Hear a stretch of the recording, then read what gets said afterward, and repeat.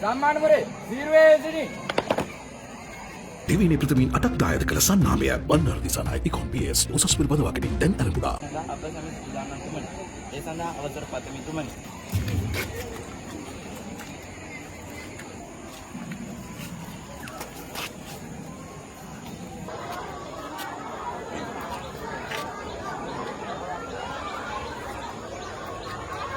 කාලයක් ව්‍යාපාරයේ අපි ප්‍රතිඥාවා ඇත්තටම මොන ලෝකයක් ගොඩනැගීමට නම් ඇත්තටම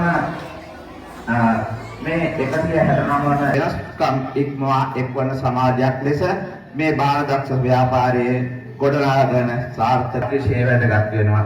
බාලදක්ෂ ව්‍යාපාරයේ මෙරට තරුණයන් තුළ විනය තුළ පවත්වන්නට අපි යොදා ගන්නා වූ දෙවි බලතුමාගේ 169 ජන්මදිනය. අපි ගෞරවයක් කරන්නට ඕනේ.